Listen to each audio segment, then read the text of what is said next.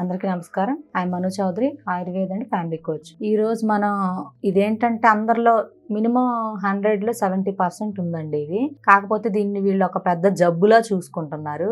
అసలు ఇదేంటి అని అంటే డెస్పిరేషన్ అనే ప్రాబ్లం వినే ఉంటారు. సో అసలు ఈ డెస్పిరేషన్ అంటే ఏంటి, ఇది మనకు బాడీలో ఏ విటమిన్ లోపం వల్ల వస్తుంది, అసలు దీన్ని మనం మెడిసిన్ తో కంట్రోల్ చేసుకోవాలా లేదంటే లైక్ కౌన్సిలింగ్ తోటి మనం కంట్రోల్ చేసుకోవాలా అని మనం ఈరోజు దీని గురించి డిస్కస్ చేసుకుందాం. అసలు ఈ డెస్పిరేషన్ అనే ఈ ప్రాబ్లం ఫస్ట్ ఆఫ్ ఆల్ ఇది ఉన్న వాళ్ళు ఎలా ఉంటారు అని అంటే చికాగ్గా ఉంటూ ఉంటారండి కొంతమంది.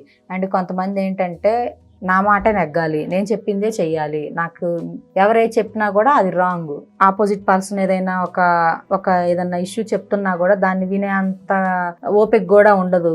వెంటనే ఆర్గ్యూ చేసేయడం లేదంటే వాళ్ళని కొట్టేయడం అలా చేస్తూ ఉంటారు. కొంతమంది ఏదైనా చిన్న ఇష్యూ అయితే దాన్ని గురించి ఎక్కువగా తీవ్రంగా ఆలోచించడం, డిప్రెషన్లోకి వెళ్ళడం అలా చేస్తూ ఉంటారు. కొంతమంది అయితే చేతిలో ఏ వస్తువు ఉంటే వాటిని పగలేయడం ఇలా చేస్తూ ఉంటారు. సో ఈ డెస్పిరేషన్ అనే ప్రాబ్లం అండి బేసిక్గా అసలు ఎందుకు వస్తుంది అంటే విటమిన్ లోపం వల్ల వస్తుంది first of all. And nervous problem సరిగ్గా లేకపోయినా కూడా ఈ డెస్పిరేషన్ ఇష్యూ అనేది ఉంటుంది. ఏంటంటే చాలా మంది ఇదేదో ఒక పెద్ద జబ్బులా చూస్తారు. ఇదేమీ జబ్బు కాదండి.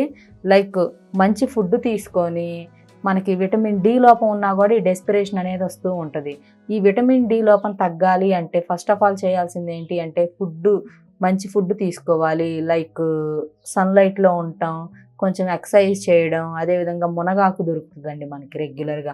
మునగాకు డ్రమ్ స్టిక్స్ అని వినే ఉంటారు, ఇవి ఎక్కువగా తీసుకోవడం, అదేవిధంగా మునగాకు జ్యూస్ తాగడం ఇలాంటివి చేస్తూ ఉంటే ఈ డెస్పిరేషన్ ప్రాబ్లం అనేది కంట్రోల్ అవుతుంది. అదేవిధంగా వీళ్ళు కొంచెం మెడిటేషన్స్ చేయడం, లైక్ వాకింగ్ చేయడం, లలిత కళలు ఇలాంటి వాటి వైపు మగ్గు చూపించాలి.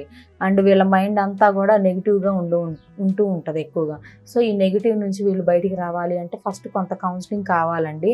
అండ్ కొంత విటమిన్ లోపం, ప్రోటీన్ లోపం ఉంటుంది. సో ఆ విటమిన్, ప్రోటీన్ లోపంకి మన ఆయుర్వేదంలో మంచి మెడిసిన్ ఉన్నాయి. సో అవి వాడుకొని కొంత కౌన్సిలింగ్ తీసుకుంటే ఈ డెస్పిరేషన్ ప్రాబ్లం నుంచి బయటికి రావచ్చు.